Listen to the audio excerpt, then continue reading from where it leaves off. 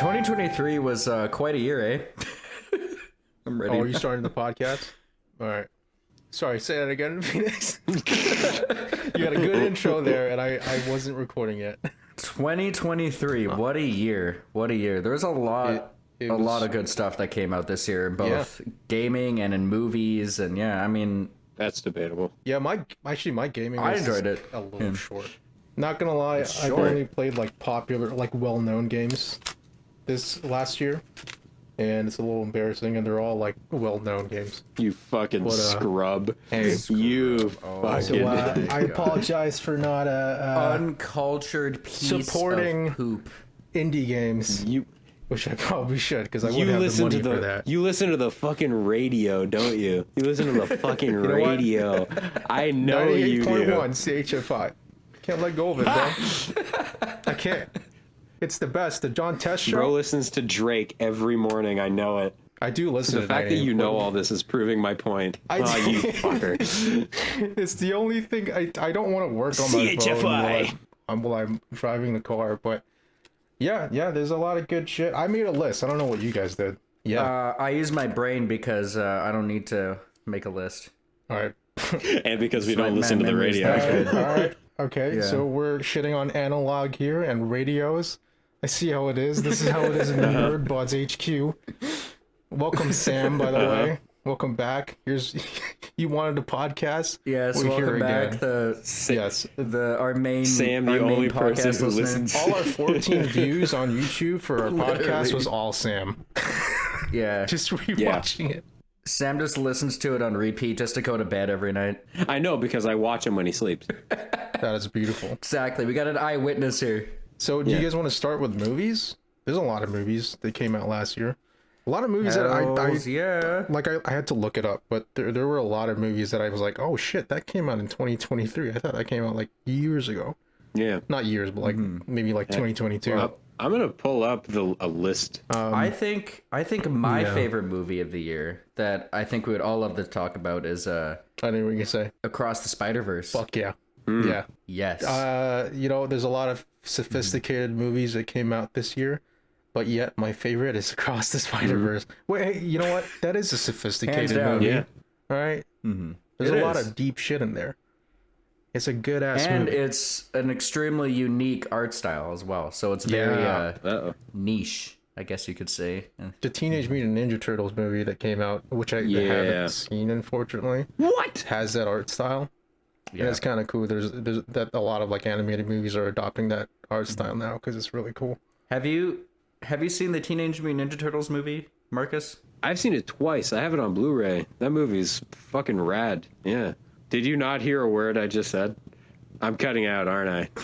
I'm sure your microphone picked that up, but we didn't hear it. Oh. There was a delay. Ah! Oh my God. There's a delay.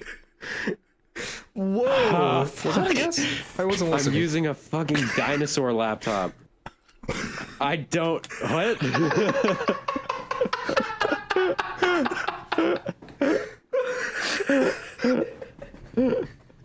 Okay, for the viewers who don't know what's happening right now, Marcus screamed, and the camera just looked like he was talking while he was just screaming.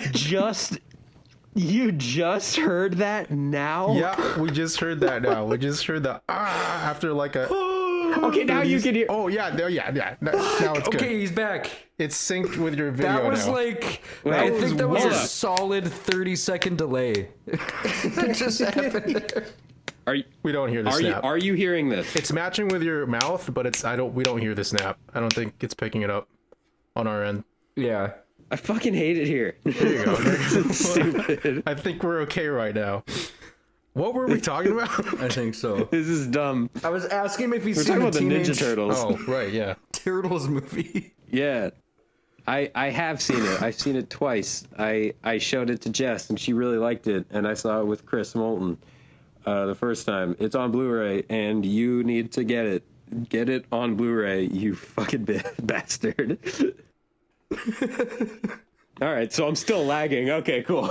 I got some of that. Did you say Jess was begging you to buy the Blu-ray? This is a guessing game now. This has turned into a Okay, completely I heard it different was episode. Jess was begging me to buy the Blu-ray, and then he said, "Buy the Blu-ray, you bastards." So clearly he likes the movie. Oh, so he has seen it, and we should buy the Yes. Blu-ray. Exactly. I think that's what I decoded from the transmission that Marcus just sent in. But hey, you know what? That's an important message. I might as well speak in Morse code. Oh, speaking Morse code. Do you know Morse code, Felix? I know A. You better fucking learn it, bastard. That's A. Cool. Okay, well, hey, you know what? Marcus brought up a good God. point that I want to talk about. We should support physical media because there's a lot of stores now that just stopped selling physical media now. Like Yeah. one of the Walmarts that I often go to stopped like selling Blu-rays, which saddened me. As someone who really loves physical media, I'm getting like notifications on Discord that someone's messaging something. Is that you, Marcus? Me. Oh, Marcus. says- I'm such a noob. Physical media, I like very good. Very good, Marcus. Yes, me agree. Physical media good. Misa like physical media. Misa think He it should says stay. yay.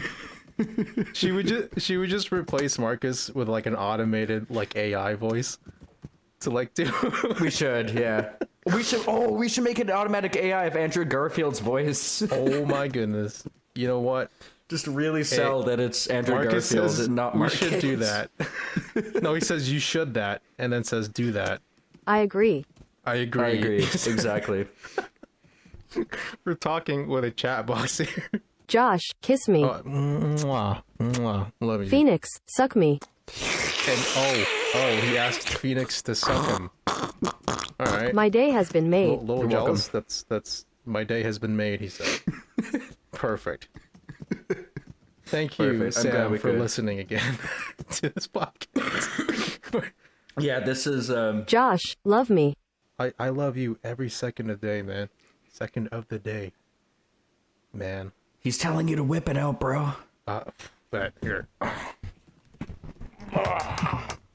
Moss, Oh, no. that. I just did a visual joke that nobody that's listening is gonna understand. Wow. This is for the listeners. This is going well. This podcast episode has gone off the rails.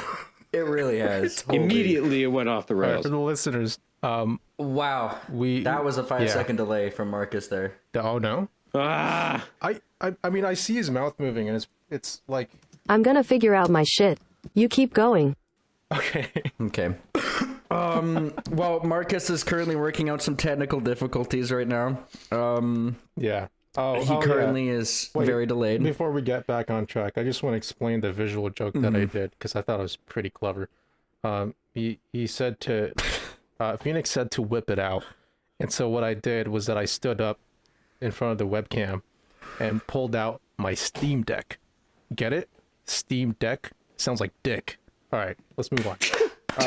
20. Awesome. Great job, Josh. Awesome. I'm glad we had to stop the whole podcast just so you could explain your fucking dick joke. What every great comedian does has to explain the joke. Right. Across the Spider-Verse. Awesome. I do want to see Teenage Mutant Ninja Turtles Mutant Mayhem because it looked Same, awesome, yeah. but yet I didn't see it in theaters, and to this day I still don't know why I didn't watch it in theaters while it was out. But hey, physical media, support the films with Blu-rays. Yes. Yeah. Yes. Physical media is really important too, because to kind of, because I wanted to go back to this topic because it's a very important, I think it's a very relevant topic Yeah. right now, because I agree with Josh. I recently went into a Walmart the other day and they didn't have, and I don't know if it's because I'm from a smaller area. I live in New Brunswick, so I don't know if it's because I'm not in a big city or whatnot, but Yeah. the Walmart closest to me didn't have any Blu-ray DVDs in it, and it just had a bunch of DVDs just in, there was only one bin in the entire store. It was just a bin of just DVDs that were just thrown into a basket. I mean, you see that in every Walmart. Like the $5. But that's all they had. Yeah. Yeah, that's all they had at the Walmart there too. And that just, it just kind of rubs me the wrong way that they're not really taking the time to order in, Yeah. stuff like that for people to buy. Yeah, I don't know if it's Just feels wrong. just in the U.S., but I heard that Best Buy is completely just they're just not selling physical media in like their stores now. They don't Which- have much anymore. God. Worries me because I do like I don't know we've talked about this before where it's just different, like holding it in your hands. Yeah, like if you're a collector, I consider you a collector, Josh, because you like to Yeah. collect DVDs, and I feel like, and I like to collect video games as well, and I feel like when I actually have the actual physical copy in my hands, it feels like I actually own it. Yeah. I know I own all the digital games too, but not. All right, who wants to be the Marcus interpreter here? Me. Holding it in your hands. It's nice. When I hold it in my hands, you know, just a nice girthy DVD. That's a feels nice right, you know? translation of what Marcus says. Yeah, he says holding it in your hands. Can you guys hear me? Nice. Can you guys hear me? He says. No. Hello, Say hello, something? hello, hello, hello, hello, hello, hello, Say hello, something. hello, hello, hello, hello, hello, hello, hello, He is hello, saying hello, hello. something, Josh. Oh, we don't hear you, man. I fucking am. Joshua Bernalte. I fucking am Joshua. Josh Bernal. God. All right. Oh my god. Interpret that as you will. Well, here's a good point. Sony recently did something that upset a lot of people on PlayStation, where I personally would never do this, but everyone who has bought a TV show or a movie off of the PlayStation site has completely gotten it taken away from them. Because I Yeah. think Sony lost the rights to a contract or something. yeah. So instead of refunding people, or instead of, I don't know what they were thinking, but they were like, yep, sorry to anyone who has bought digital like media, movies and TV shows and whatnot, you're just straight out of luck. Yeah, Goodbye. that's messed up, And that's it. honestly. And they had it taken away. So that right there is a point for physical media's favor, because, I mean, Yeah. it just goes to show you don't actually own stuff that you buy digitally online. Well, we'll get to it in a second, but two of my top two favorite games that came out in 2023 didn't have physical releases, which pisses me the fuck off. But we'll get to Luckily, that. Yeah, we'll get to that. I know which one you're talking about. You're Yeah. talking about Baldur's Gate as one of them, and we'll get to Baldur's Gate because that's Yeah. another great part of 2023. But they they recently have decided to release physical copies across the world now. Yeah. But I just don't know why they're doing it now instead of like the game actually. It might be released. because of cost. Boys, I am so sorry. I have no idea what's happening. Oh man, Marcus has to go. I think I'm just gonna go. Marcus is gonna go. No. I'm so sorry. It's okay, Yeah. man. Yeah, it's okay, man. We get it. I mean, Yeah. we can't record. You can't really record a podcast if you have a 30-second delay. So we get it. Love you. Hello, listeners. And by listeners we mean Sam. And if you're not Thank you, Sam, Sam. you should probably comment something so you know you're watching. But Marcus had to drop out, unfortunately. There's some internet connection issues on his end, and also I think he just got busy. And so now we're just going to continue the podcast, but he will be back in next week's episode. That's right, 2 episodes of the podcast back to back. That I'm digging my own grave here because I'm editing these podcasts Yeah, But this is to make you up go, for- Josh. for last month because we didn't post a podcast because Yes. it was the Our- holidays. Yes. Again, we would like to apologize to our OnlyFans Sam. Yeah. Wait, hold on. That sounds wrong. Saying OnlyFans. I thought you were making a joke about OnlyFans.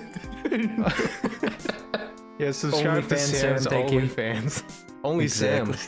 Subscribe to Only Sam's. I like how our jokes I got can't speak worse right now. Anyways. as soon as Marcus left. Yeah, exactly. It's all downhill without Yeah, Marcus. Yeah, I mean, first episode without Marcus. But we're gonna have him next week, so come back next week. All right, returning to the Yes. podcast. Okay, wait, we need to get back. movie. Yeah, Across the Spider-Verse. I don't Yeah. know if we really went in depth of how much we love that movie in the podcast. We didn't. Yeah, We I don't think didn't we know. talked about it. But yeah, We haven't, yes. we all actually I haven't spoken to Marcus about it, but at least I can speak for the both of us that we really loved this movie. We literally talked about it for like weeks after we both watched Weeks it. on end. Um, and I watched it 3 times. First time I watched alone. Second time I dragged a friend with me. The third time I dragged a friend with me who hadn't even seen Into the Spider-Verse.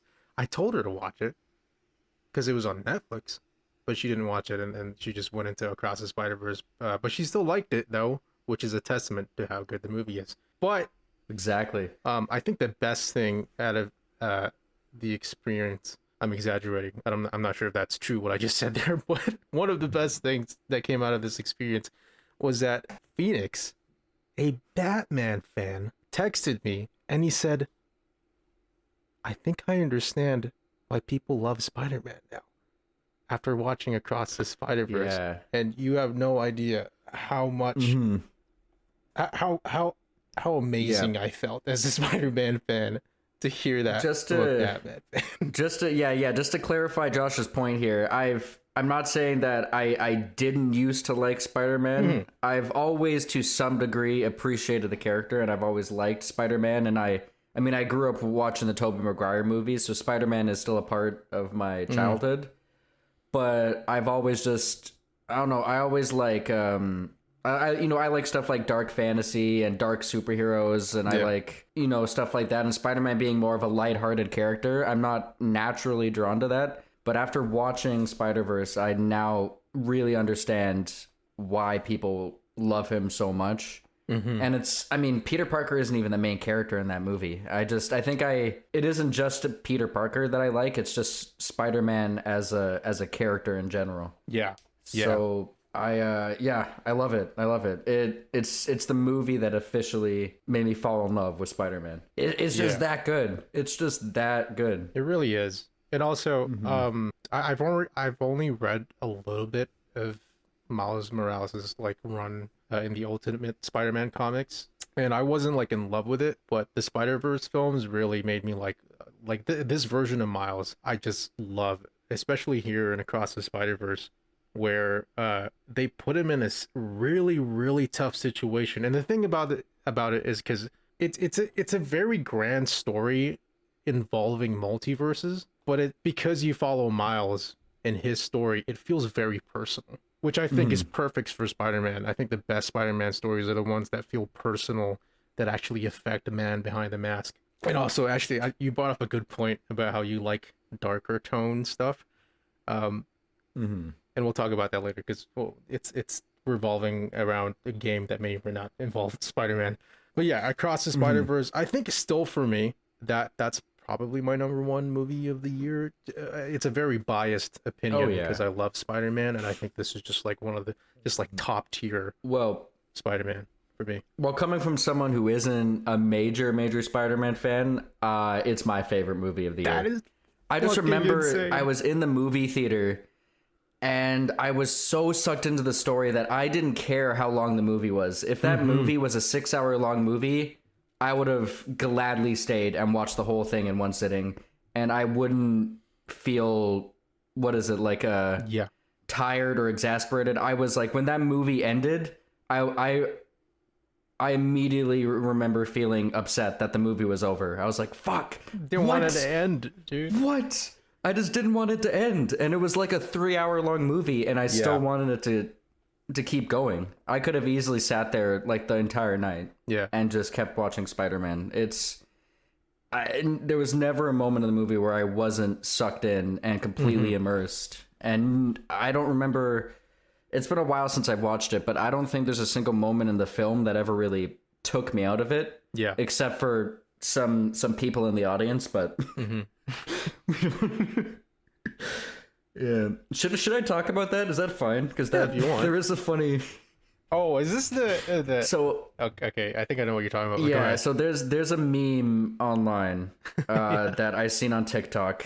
Thank you, TikTok, for ruining such a great moment in the fucking Spider-Man movie. But it's the moment when Miles is trying to tell what he thinks is his actual mother is just a mother from a different spoilers, dimension. by So the he, oh yeah, we're so bad at that. Spoilers. Yeah, we're Spoilers. Put bad this with at the front of spoilers, the but thing. yeah, Spoilers. for minor spoilers, So- I guess. Yeah, no, it's major. Never mind. Spoiler alert, Miles is talking to his mom from an alternate dimension, but he doesn't realize that he's in an alternate dimension yet. And he's trying to tell this version of his mom that he's Spider-Man.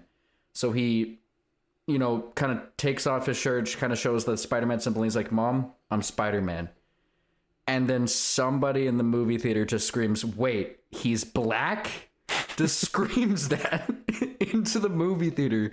And if you don't know that meme, go look it up on TikTok. I'm sure you'll find it. But Yeah. it completely is the only part of the movie where I was completely thrown back into reality because I was like, really? Yeah, to the audience's fault though, not the movie's fault. But it is. Yeah, not to the that movie's is funny fault, though. but But hey, you know what? yeah. When we do get to Beyond the Spider-Verse, which as of right now, I believe is scheduled to come out this year, 2024. But we'll see, because I don't know how they're gonna. They're only.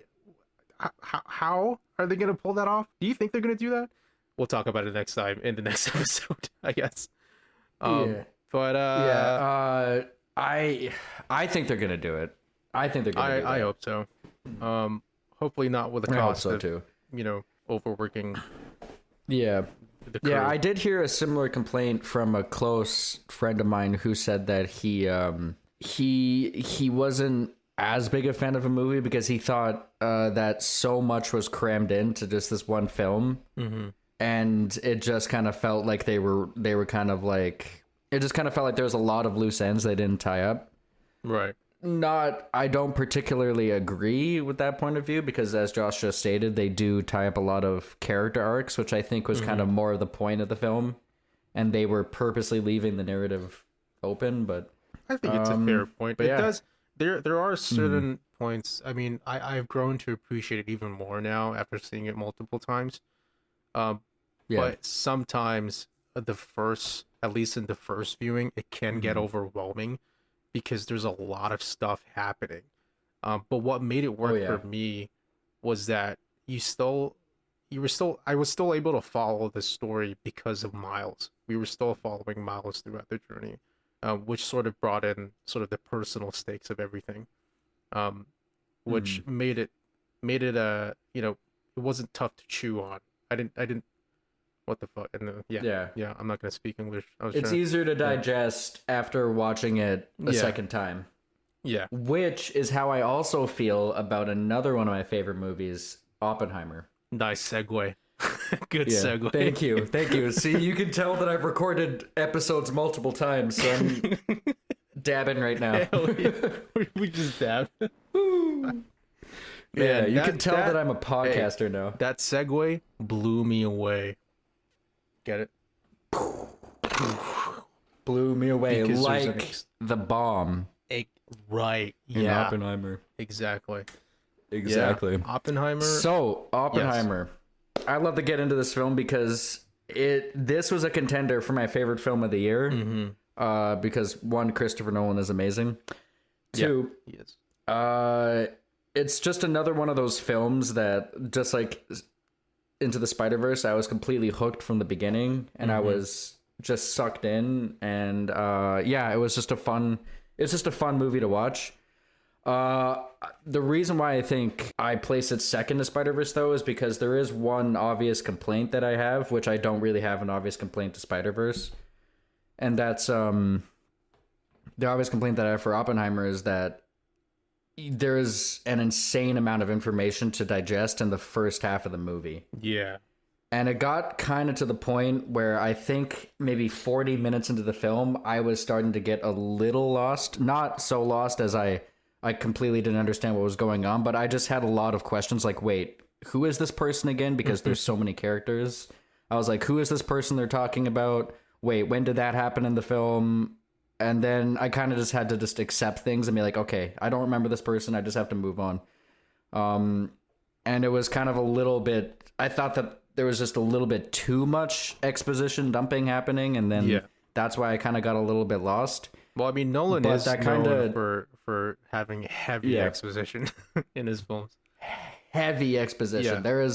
There is a lot to digest. This is one of those movies where you have to be paying attention. You can't take your eyes away from the screen because you're going to miss something. You're going to miss the smallest detail, like the name of a person, and then you're not going to remember who that person is for the life of you for the rest of the film. Yeah. But that situation kind of remedies itself in the second half after the bomb happens, because then it starts to slow down. It doesn't slow down like by a lot, but it slows down just enough where it's like, okay, now I'm picking up on everything. Now I kind of understand what's going on.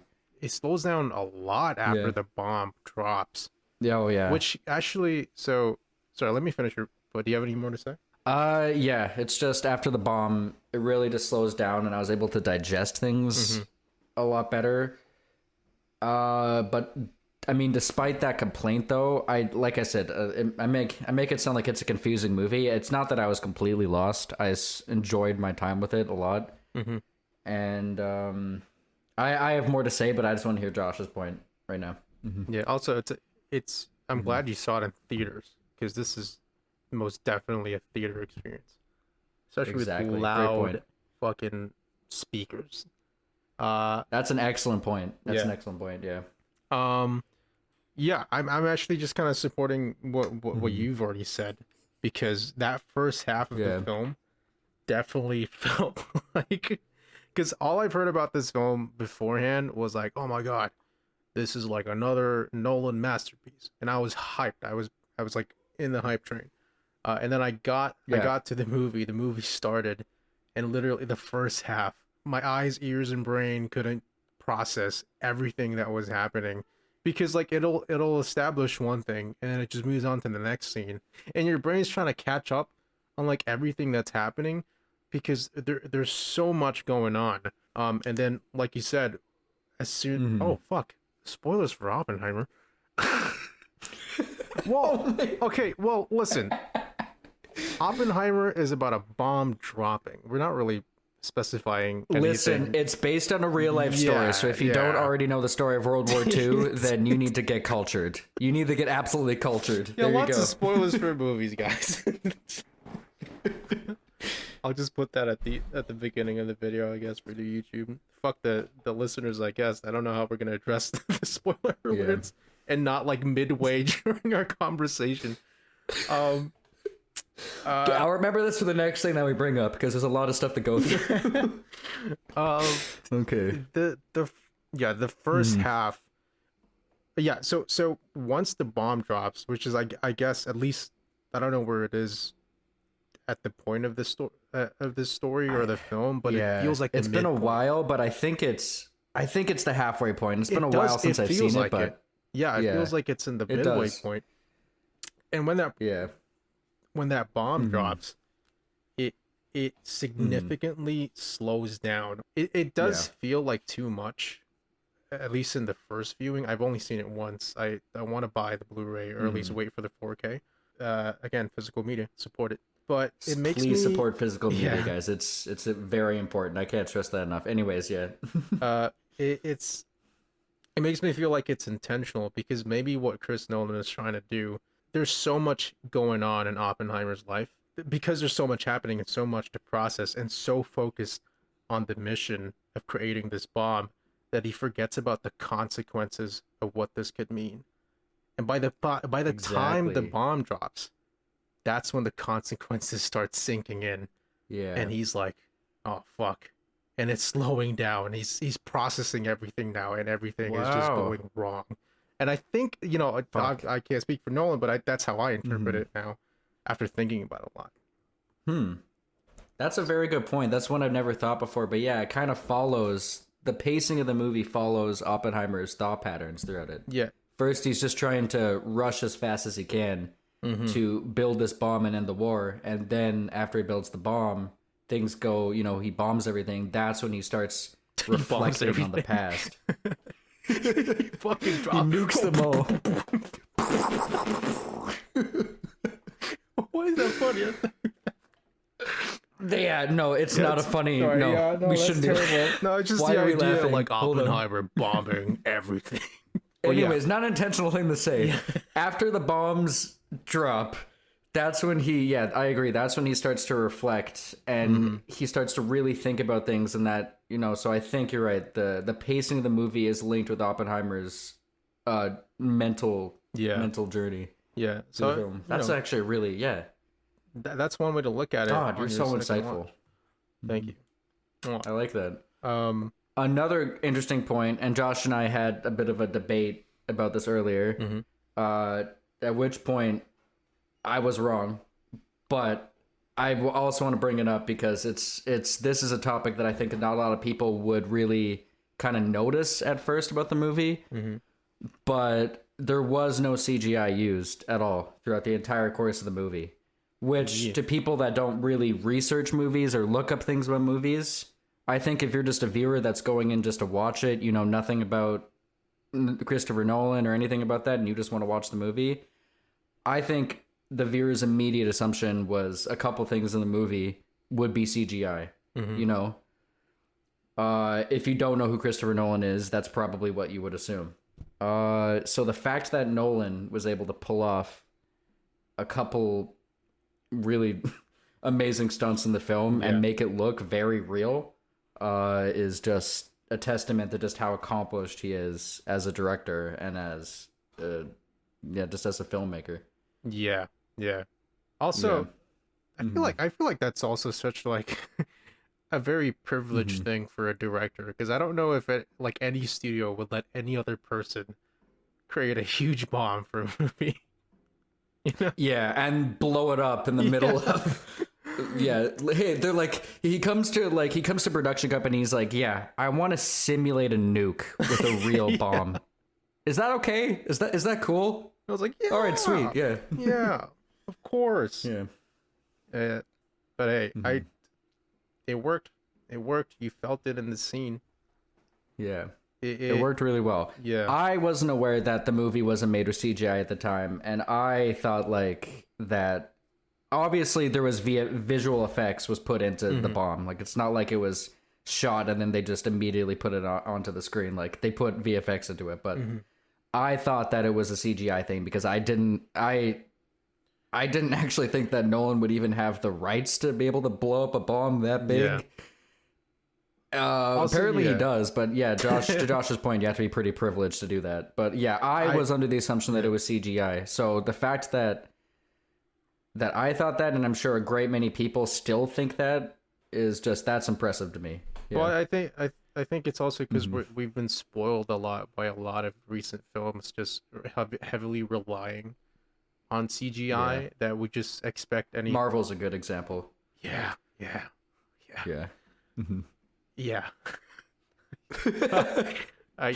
the way, I completely forgot Quantumania came out 2023. We'll get to that. All right, we'll get to that. Yeah, that'll be the one. That'll be the one thing we shit on. But but hey, another point. Unless if you have another thing to add, but Ludwig Göransson's score. I hope I'm saying his name right. Mwah. That guy. Does not disappoint. Man. But yeah. Oppenheimer is great. Buy it on Blu-ray. Across the Spider-Verse, buy it on Blu-ray as well. It's great. Quantumania, don't buy that on Blu-ray. Unless, actually, you know what? Fine. If you want to buy the movie, that's great. I won't stop you. But don't stop somebody. But honestly, buy anything on Blu-ray.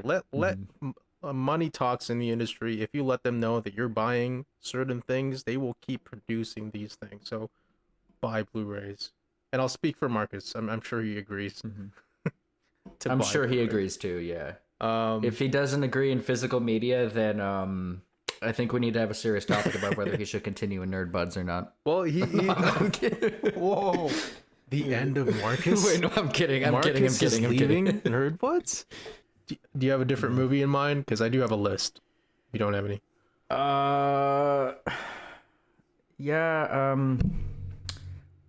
Hold on. I did have a movie in mind, but it's freaking slipping. Yes, Guardians of the Galaxy. That's what I was gonna bring up. Yeah. Right on. Yo. Yes. We're thinking the same. That's another movie that I forgot came out last year. What is happening to my brain? Yeah, I actually forgot that until I literally just looked online and I was like, oh shit, that came out. Yeah. I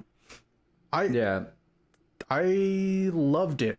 After some time digesting the movie, I still think my favorite is the first one, but I do like this more than the second one, in my opinion. Well, I actually wholeheartedly, wow, I was actually just about to make that point. Yeah, the first one, my favorite. The second one, personally, I know there's a lot of fans. I have issues with the second one. It's not one of my favorite Marvel movies in general. I'm sorry. The third one though is absolutely fantastic. Yeah. Yeah. It's a tearjerker. It's dark. One of those movies that I there's a few moments that I started crying, particularly spoilers. Oh, yeah. Spoilers. Spoilers. Now, particularly with all the sad stuff that happens to Rocket Raccoon, that stuff really made me tear up and cry. There are a lot of like heavy scenes in that film that moments. I don't even like. Yeah. I don't even know how kids would react to that movie because it can be depressing at times, especially really can be. I don't want to. I actually don't want to say anything specific if someone hasn't seen it yet, but there are scenes involving Rocket that are just straight up just fucking sad, straight up brutal. It hurts. I don't know if you agree with this, Josh, but for me, those scenes with Rocket Raccoon are some of like the heaviest scenes Marvel has ever produced. Yeah, I agree. That's what makes the movie, like, for me, the stuff with Rocket Raccoon is what really made the movie stand out. Because otherwise it would be just another Guardians of the Galaxy movie, which isn't an issue at all. But the Rocket Raccoon stuff really kind of made it stand out, made it feel special. Kind of gave it that. Yeah, it's definitely like we needed a third movie because of that, so we could experience this stuff. Yeah, it also it's the last Marvel film that I saw that really stood out to me from all the other MCU films that have come out recently, because a lot of the MCU films that have come out recently kind of feel the same. You know what I mean? Yeah, they feel kind of samey. Exactly. Even the visual look the same, but Volume 3 really stood out, and you can feel James Gunn directing it the entire time. This is like his vision. You really feel it. Also, it does, like we talked about, it does have a darker edge, which is in contrast to a lot of MCU films that just kind of feel very safe. Like they're This feels like a film. My main issue with Guardians of the Galaxy Volume 2 is that they and this is something that Guardians of the Galaxy Volume 3 did so well, was Guardians of the Galaxy Volume 3 was able to have such serious moments, and they didn't throw in any jokes or anything to like pull you out of it. Like they just let you sit in those moments and let you breathe for a second, and not just shove comedy constantly down your throat. Like, laugh at this, this is funny, Guardians of the Galaxy Volume 3 did not do that. And I can't remember the last time I've seen a Marvel movie that didn't just push comedy all the time. But that's something that I think Guardians of the Galaxy Volume 2 really suffers from. Because there's so many moments that I find that are just ruined because Drax says something really dumb. And I'm like, come on. Like, now is not the time. Like, he's already said like 50 jokes this entire movie. Like, you can cut out this one line and, let us sit and breathe for a second. I feel like Guardians of the Galaxy Volume 2 didn't really let us do that. Right. And that's why I think Volume 3 is such an improvement upon the last one, because there are like some really, as we discussed, dark moments. And Marvel movies don't really do that anymore. They don't really have those really serious tones to them. That's what really sets this movie apart, and that's why I think if you're a Marvel fan, like, and you haven't seen this movie, you owe it to yourself to watch it, because it's a lot of stuff that has come out in Marvel hasn't really lived up to past standards. to where they used to be. Mm-hmm. A lot of stuff is kind of, I don't want to be too rude, but it's gone downhill a little bit. I've But gotten this kind of burnt brought me out. back to that. Yeah, I've gotten burnt out. Yeah. But Guardians of the Galaxy Volume 3 brought me back to that like golden age that Marvel used to be in. Yeah. Back when Infinity War and Endgame and Captain America Civil War was coming out, and everyone was just loving every movie that was being released. It kind of brought me back to that. So it also yeah, it felt like a nice closing to. It's weird because it's part of a a franchise and everything, and I know they're gonna make more Guardian of the Galaxy films, but this does feel like a finale, and also it says goodbye to the characters in very respectful ways. And how do I explain it without spoiling it? I don't want to spoil for anyone who hasn't seen it. Just in case, if they're just ignoring our spoiler alerts and they're just still watching it, because I do think it's worth watching. But yeah, it feels like a good send off to characters that we love, that we've grown watching throughout many movies, outside even the Guardians of the Galaxy movies. So yeah, which is also kind of like a goodbye to James Gunn, I guess, because this is his last MCU film. Yes. Yeah. And now he's working for DC. That's right. And I couldn't be happier with DC's decision to put him in charge. I think for all those hardcore Marvel movie fans that just shit on DC for no reason, you're about to get what you want from DC. I can mark my words, you're about to get everything you wanted from DC. Sometimes Marvel fans are like iPhone users. I use Samsung. I have a Samsung phone, right? Oh my god, that's so true though. it's just I just prefer it because not because I prefer it over iPhone, but it's just what I'm used to. It's all I've ever been using. And whenever I have friends who have iPhones and they'll just look at me, I was like, "You have a Samsung?" And I'm like, "Yeah." It's like, peasant. Like, what the what? Literally. I'm not even shitting on iPhones, but you shit on Samsung phones all the time. Anyway, I just went off a tangent. But I mean, I think that's a really great analogy, actually, because that's literally what Marvel fans, not every Marvel fan, but that's what I find most Marvel fans do with DC.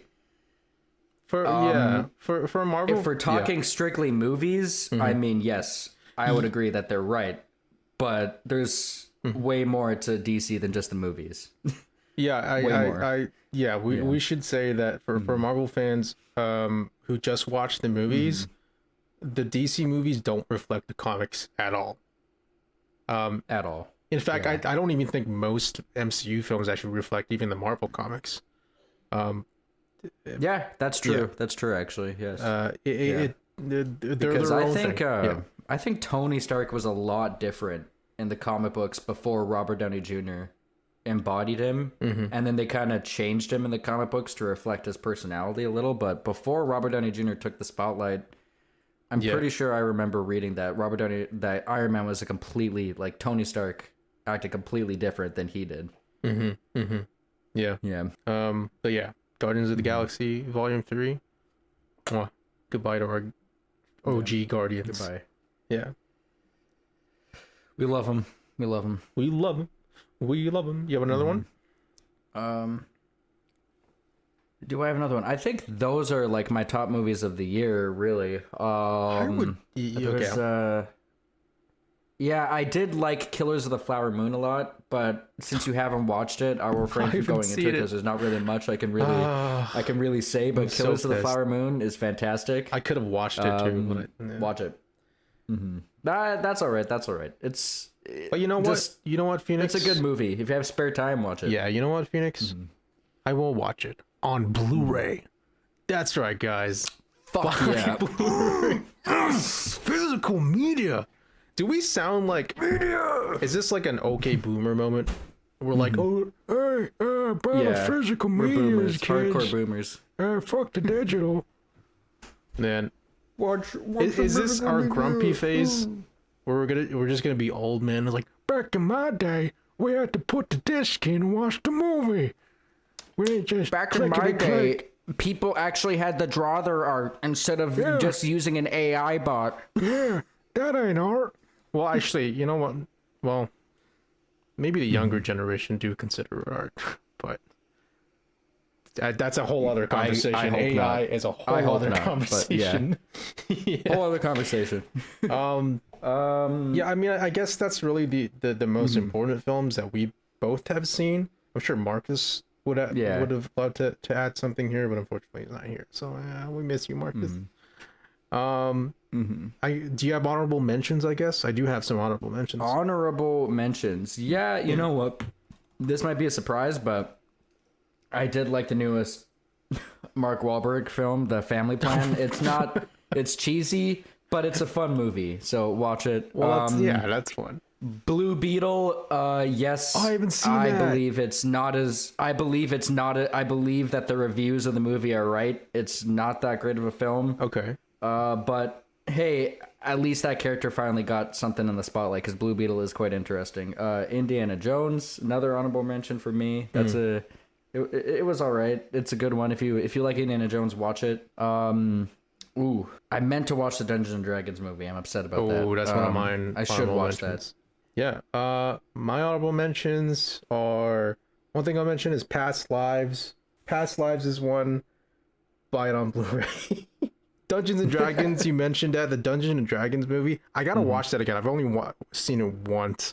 But after playing Baldur's Gate 3 and knowing a little bit more about the world of Dungeons and Dragons, I feel like it'd be interesting to watch Dungeons and Dragons. It will be a second now time. That you know.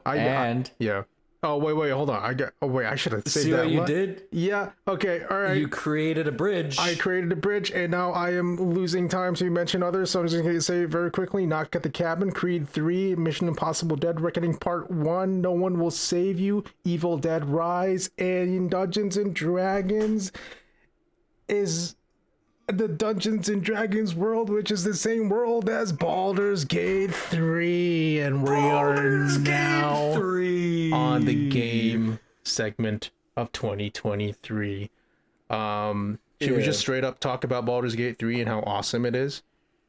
We should talk about the game of the year, my game of the year, your game of the year. You know what? If Marcus was here, I feel like we would third wheel him because he hasn't played Baldur's Gate 3. But he doesn't play, games, silver linings, I guess. Silver lining, the best 3, of a bad situation. This took me by surprise. I only heard about this like a month before the release date, maybe more. I was just like, man, this looks like a really good role-playing game, a good RPG, and I was fucking right. And I told you about it. And you got in the hype train with me, and we both just texted each all the good shit that we found, man. Oh my god, I forgot about that. Yeah, you're the reason why I even got interested in the game. I texted you, and I think you were in a bad mood because you was like, "What is that?" And I was like, I was in a bad mood. I was like, what the fuck is that? What is Baldur's Gate 3? It's a cool game that I saw on YouTube. But now we're both just gushing over it because it really is good. I mean, I don't think I know that it could turn off a lot of different people, depending if you don't like turn-based combat, or at least the kind of combat that the game offers, you may not like it. But I think for people who love RPG games like us are gonna dig this game because it's awesome. It gives you so much freedom. It gives you an insane amount of freedom. I've played a lot of choice-based games like RPGs and story-based games where you can make decisions affect the outcome of the story. And unfortunately, not all of them, but I would say most of them fall into this trap where, yes, you can make different choices, but at the end of the day, I always found that people would still get to the same ending. And there wouldn't really be too much variation. So, like, for instance, I think the Batman Telltale games are a good example because, yes, you can make different decisions, but at the end of the day, you're still gonna get to the same ending, and you're still gonna experience the same stuff roughly. Yeah, I feel like a lot of Telltale games. Yeah, a lot of Telltale games fall into that trap. Yeah. But there are really solid games like Until Dawn that I find, a lot of stuff can change in the playthrough, and Baldur's Gate 3 is now one of them, because the amount of decisions that actually change the outcome of the story and the amount of stuff that you can do is insane.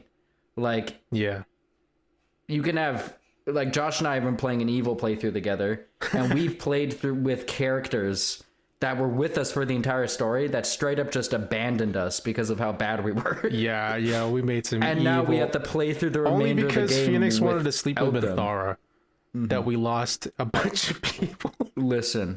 If y'all have seen Minthara, then you don't even blame me, okay? She is a baddie. Okay? She is a baddie, all right? And you got your... She is a baddie. Were you playing a dwarf? Mm-hmm. You got your dwarf hands all over. Yeah, I was not playing a very appealing character because his hands are fucking massive. While I was just sleeping in camp. Yeah, literally. It was an interesting experience. Yeah, exactly. You can't look it up on YouTube because it's censored, but fun fact, all those sex scenes on Baldur's Gate are on Pornhub. Fun fact. So, watch it there. Good to know. There you go, kids. Good to know. Yeah. There you go, kids. Watch it. But actually, it's funny. You're talking about sex scenes. Someone did a speed run of how quick they can get a sex scene in the game. Yeah. Apparently the fastest way to do that is to go with Lae'zel. The Githyanki Lae'zel. Yeah. Apparently Lae'zel is the fastest character you can bed in the game. She literally offers you sex. Like, did you get that? Like, she offers you sex.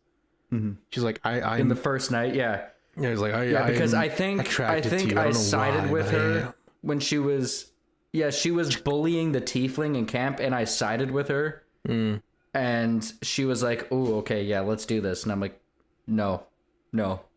I heard she's actually she has a very good arc if you romance her, which I'm interested in seeing.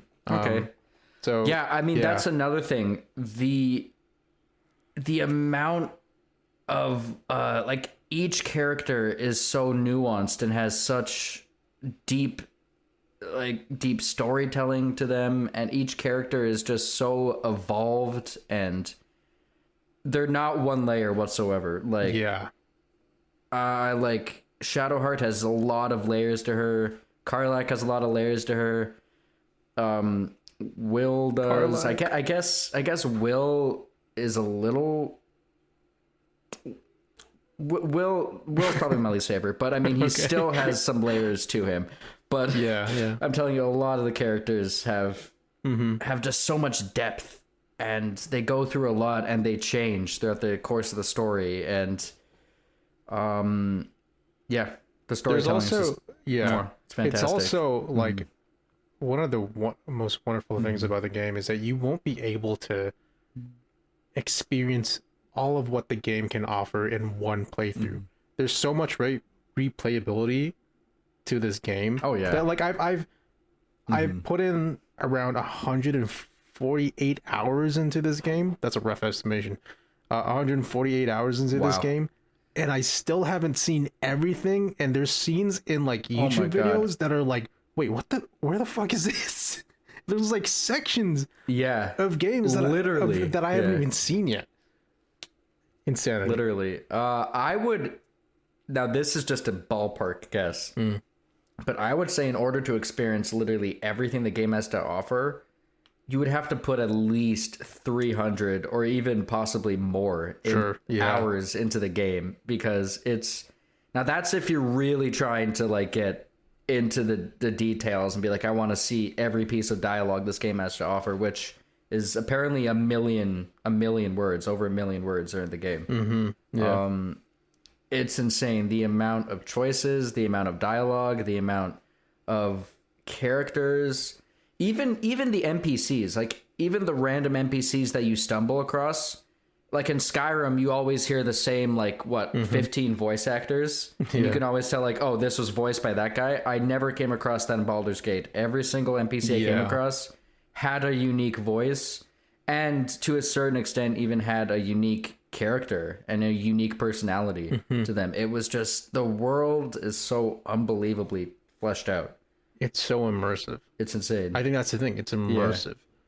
Also, like one person's playthrough is going to be different from another person's playthrough. Like I think with our first playthroughs, like one example was that. Oh wait, spoilers.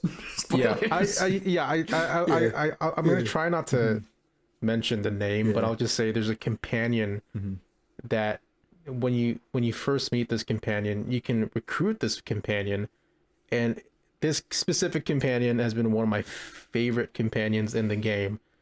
And then I checked back on Phoenix, and I found out that he killed this companion in their first meeting. Listen, it's because of fucking Will, okay? I'm not going to say anything more, but it's because of Will. It's all Will's fault. I'm sorry. Heartbroken that this guy killed an adorable puppy of a tiefling. Listen. Will came to me. He's like, dude, there's a devil we gotta kill. She's murdering a bunch of people. I was like, all right, murder's bad. Let's do this. Let's destroy her. And I did it, all right? I only went off the fact that she was a merciless killer, and I didn't know that she's one of the most lovable characters in the entire game. Didn't it give you an option to hear her out? Mm-hmm. You're just like, let me finish this mission right now.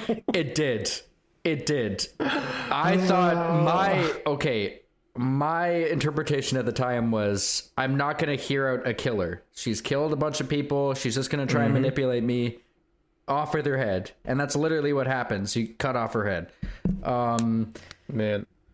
And you give it to what I believed was followers of Tyr, which turns out to be fake followers of Tyr. So I just completely fell for a complete gag. All of it was a lie.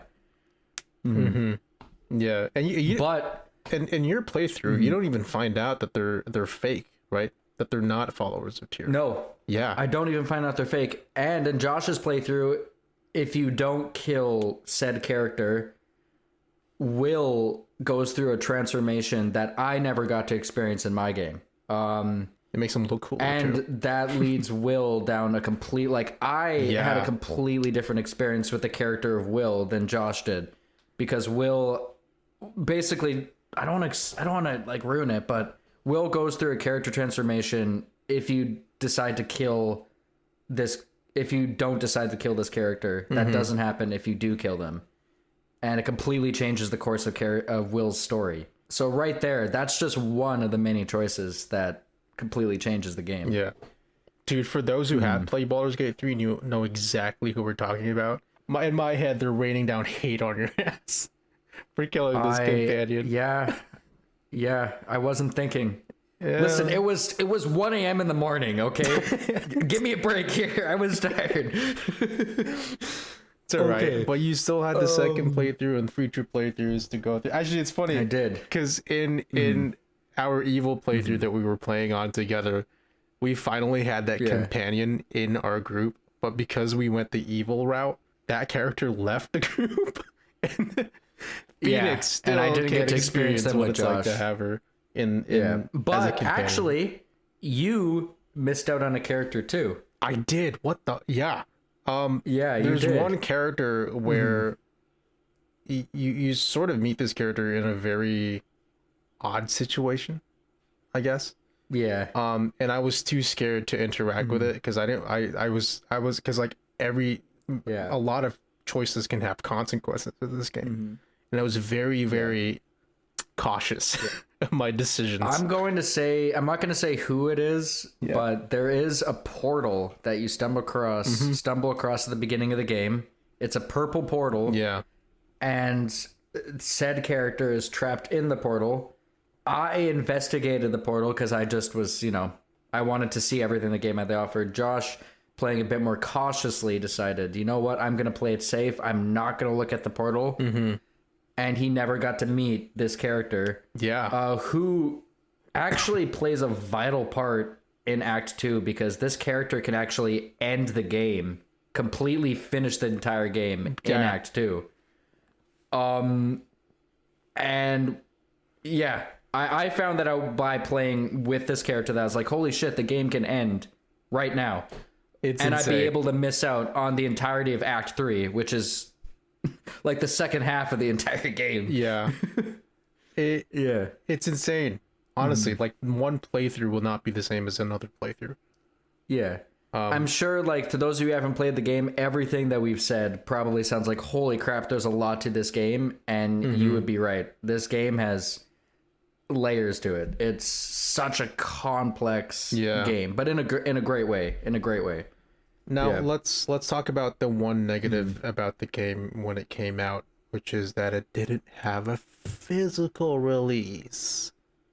I believe didn't have a physical release, except if you lived in Japan. Yeah, if you lived in Japan, you had a physical copy. I was like, bro, am I gonna have to buy a fucking plane ticket to get to Japan to get this thing? Yeah, you're gonna have to go on eBay and have something shipped from Japan and pay the but I think up the butt in shipping fees. They are releasing physical discs now. That was a major downfall of the game. They are releasing physical copies because I'm pretty sure either they have the funding for it now or there's enough outcry from fans about it. One of the two options, but I'm pretty sure it's the physical. I'm pretty sure it's the funding aspect of it. I mean, I'm looking which at is this. great. Yeah, I'm looking at the site here now, and I don't know if you can just get the one disc alone, or you have to buy it with a deluxe edition.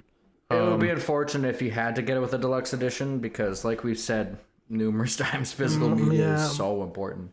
Also, it's just like games are expensive. They are. So they really are. You know, that is a whole other discussion. Yeah, we went down a spiral, and this spiral. Yeah. Did I just say a spoiler? Fuck, no. I was trying to segue to Alan Wake 2 because you haven't played it, but I just want to mention it real quick because to me, Alan Wake 2 is shoulder to shoulder with Baldur's Gate 3. That's how much I like it. Okay. See, that is insane to me because Alan Wake 2 for me was a game that completely snuck up on me because I heard of Alan Wake 1. I never played it, but I heard it was good, but it was, and I heard it was really popular and a lot of people liked it.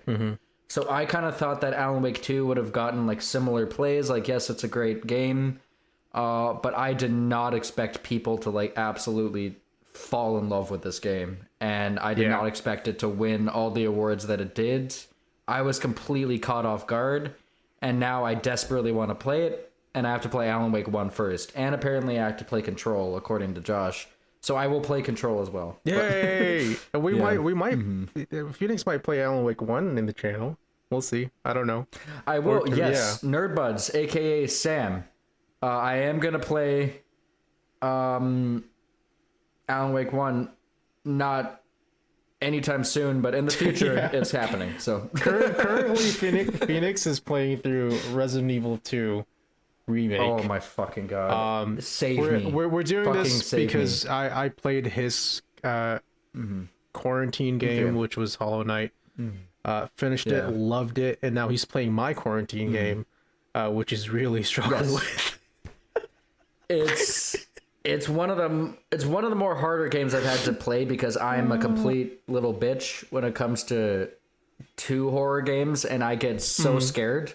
So it's difficult, but we're working through it. Oh man, it's been a joy watching him. So look out for that. It'll probably be in maybe 2 months from now we'll start uploading it. I think, depending on our schedule. I think my suffering is great content, so that's why I'm playing the game. I think it's great content too.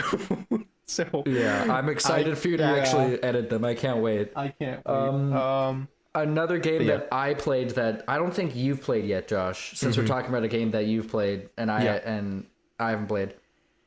This one actually kind of bummed me out because I really liked the game and it received absolutely zero attention at Game Awards. Didn't win anything.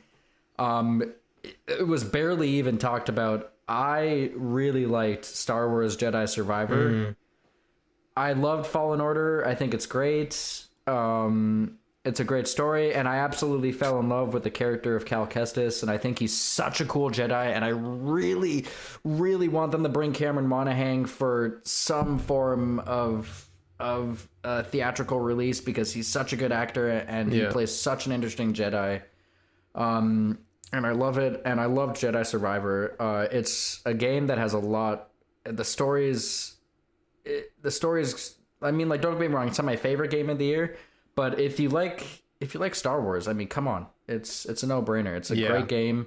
It has a good story. There's a lot of unexpected plot twists and turns that happen in it that completely caught me off guard. The boss battles are great. The combat's engaging.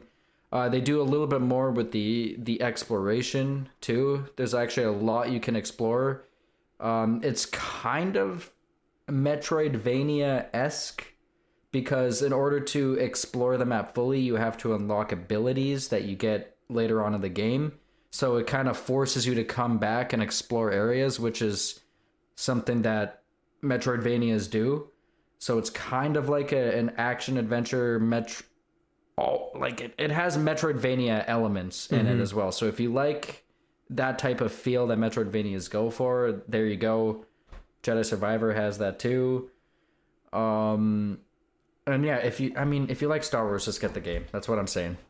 Yeah. I mean, it's Star Wars. It's a great Star Wars game, so just As someone who really loves Star Wars, I haven't played it yet.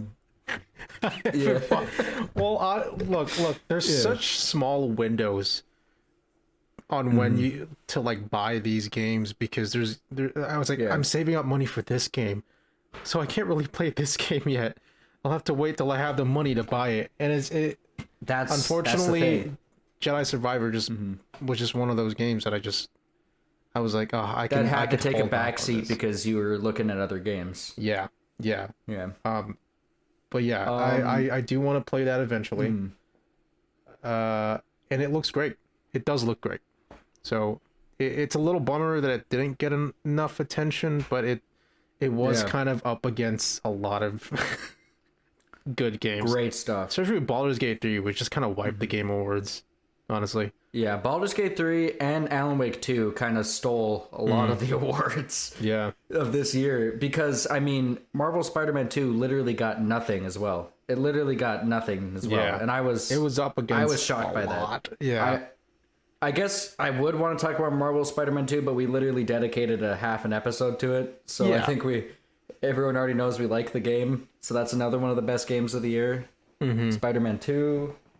Actually, I wanted Great to bring game. up I wrote it down somewhere here actually just to remind myself. Do you think part of why you like Spider-Man 2 more than the first one is because it does have a darker tone to it? Because you mentioned earlier you like darker stone stuff, and Spider-Man 2 does cover a little bit more of that darker side of Spider-Man. Yes, that's particularly why I really liked the Venom stuff, because that's when the game really takes a super dark turn. And that's why, like, in like the last, like, I think it's like the last third of the game, Venom is around. So for the last third of the game, I think I literally, as soon as like Venom appeared, I beat the game that night because I couldn't put it down. Oh damn! The whole last like the whole last act. Fuck. When Venom appeared on screen after you go to Oscorp with the symbiote. Spoilers. When Venom appears on screen, I legit could not put the game down. I beat it that night. That's because I was so invested into that side. Because it does. I agree, it does take a darker turn. So that's an aspect of the game we didn't talk about before. So there you go. Yeah. What other great games? What other great games? I have another one, but let me wait for you just in case if you have one. Well, you haven't really played these games with me, so I'm just going to say some honorable mentions. Okay. Legend of Zelda Tears of the Kingdom. Josh hasn't played that game. Yeah. It is fantastic. I haven't beaten it yet because other games kind of stole the spotlight, but but the time I spent with it, great game, lots of fun. Go play it. Another game that wasn't my favorite, and I don't think I'll ever be playing it again, but I'm happy I at least experienced it, was Hogwarts Legacy. I wasn't really blown away by the game, but I mean, for Harry Potter fans, I think it's a must buy. I'm happy I experienced it. I'm happy that I bought the game and I played it. So yeah, it's a good game. It's a fun game. So that's just an honorable mention for me. Right on. I have some honorable mentions too. Yeah. I mean, I think that's it for all the major games that I've played. I played like other games like throughout this year, like Last of Us. I played for the first time this year, but that didn't come out this year. So well actually, I do want to talk about games that didn't come out in 2023, but we did play. But we'll get to that in a sec because I do have to mention a game that I do love and has surprisingly surpassed Spider-Man 2, which is Resident Evil 4 Remake. Yeah, I knew he was going to say that. Yeah, I just have to mention it because I feel like it'd be wrong if I didn't. But I did love that game. And I put it third as my top 3 games. Sorry, Spider-Man 2. And who knows, if after we take a much needed break from Resident Evil 2, I might play that for the channel. It is more of an action game, so you'll probably like that one. I'll probably... I think I have a feeling I'll like it more because I'm really struggling with Resident Evil 2 right now. It is intense, though. It can get stressful because they throw hordes of enemies at you sometimes. So if it's more action oriented though, and I feel more powerful, that's the thing. Resident Evil 2 makes you feel incredibly weak, and so I feel like I'm gonna die all the time. But if Resident Evil 4 makes you feel more gung ho, then I should be okay. You can do roundhouse kicks on enemies in Resident Evil 4. Done. Sold. We're good. But yeah, honorable mentions. Now I didn't actually play this last year, but I am playing through it now. Final Fantasy 16. I haven't finished it yet. Yeah, nice. But I'm loving it. I'm really digging the story. Final Fantasy game is coming out this year, so yes, we'll talk about that next episode because that is one of my anticipated games. Next episode where we're gonna have Marcus and we're gonna talk about anticipated movies and games that we want to see in 2024. Exactly. We've recapped 2023, unfortunately without Marcus. Yeah. But next episode we take a look into the future. That's right. Yeah. And honorable mentions that I did play last year, but didn't necessarily come out that year. I'll just get this one in the way because Final Fantasy VII, the original, and Final Fantasy VII Remake I played last December. Surprisingly finished all of it and loved it, and can't wait for the next one that's coming out this year. Hollow Knight, right on, which I finished with you, and it does kind of have a special place in my heart now because that's kind of our first series that we finished. So Josh, that actually makes me so happy because I generally thought you weren't having fun with the game at certain points. Love it now, and I have it on my Steam Deck. That's and playing through it again, making you jealous. That's fantastic. With my Steam Deck. I fucking hate you. No, I'm kidding. Give it to me. Actually, okay. Quick side note, very quick side note, because I do have to go soon. Yeah. Or like now, but I got to hold a Steam Deck over Christmas at a family party. I held a Steam Deck, specifically the OLED model with the new OLED screen. Oh, shiz. Oh, it was. I wanted to steal it so bad, but I'm a respectful human being, and I didn't. You should have just stolen it. I should have stolen it. I really should have. But yeah. But to wrap things up, do you have games that you played last year that didn't necessarily come out last year, but did? Yes. Quick side notes here. I really liked Last of Us. Played that for the first time. That was last year? Wow. Everybody. Yeah. Okay. Everybody loves those games, so I don't think much needs to be said. One of the greatest games ever made. Xbox users, I cry for you. You really need to get a PlayStation, because you're missing out on a bunch of great games, including Last of Us. Yeah, Starfield though. Yeah, but that's not getting great reviews now, is it? So Damn. another bomb for Xbox. Sorry. Wow, I'm sorry. You know what? So, if you like Xbox, that's all right. Yeah, I'm sorry. Yeah, let's not shit on Xbox. Dude, some PlayStation users are like iPhone users and also are like some Marvel fans. You know what? I'm actually guilty of being that way. I'm kind of guilty of being a PlayStation master race. Right. Obviously, actually no. Obviously PC takes the cake as being the best gaming thing you can buy, in my opinion. I agree. But if we're talking about consoles, I have a heavy bias towards PlayStation, specifically because there's I do like have a bias too. Yeah. I can name 10 video games that PlayStation has that are absolutely some of the best games I've ever played in my life, and Xbox doesn't have them, and that's all I have to say. Which is why I'm happy I'm not an Xbox player, solely because it's not a bad console, just because it doesn't have those games. Right, and the fact that if I grew up in a world where I played Xbox and I never got to experience those PlayStation games, I like alternate dimension me would just weep. It is kind of a bummer that there are some Xbox players that don't get to experience the games that we have. I honestly, I wish things weren't exclusive just so everybody can experience them. I agree. But, Sony likes to keep their cards close to their chest. Am I using that phrase right? Really do. But anyway, but I think we're reaching the end. I think we're reaching an endpoint here. 2023 recap. Without Marcus, unfortunately. But we will have him in the next episode where we're going to talk about 2024. 2024. Exciting year. Overall, 2023, for both gaming and movies, I think was pretty solid. We didn't even talk about the Barbie movie, which also kind of exploded in the movie community. That was a good movie as well. But there's just a lot of great stuff that came out this year. And my camera decided to shit the bed. That's okay. There's a lot of great stuff that came out this year, and hopefully 2024 will be the same way. That's right. And if you're watching this on YouTube, comment down below. What was your favorite games and movies last year? We really should do that more, like ask people to comment shit. We really should.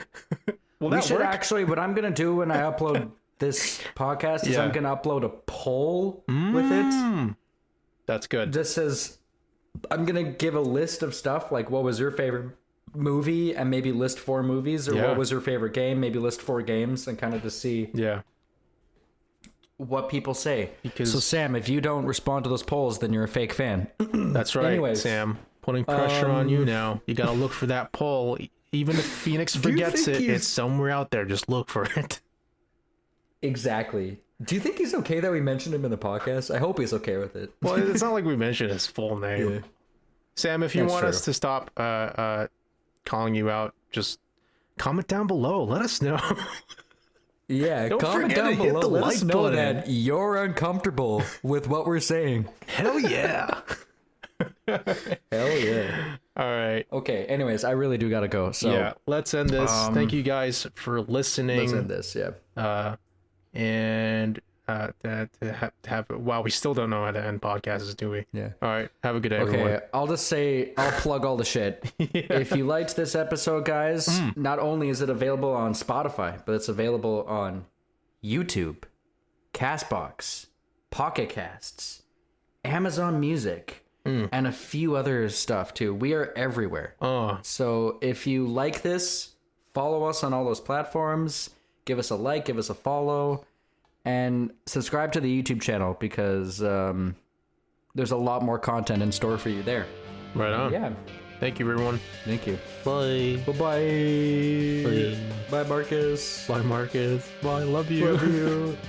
Hopefully your computer gets fixed. Yeah, bye. Bye.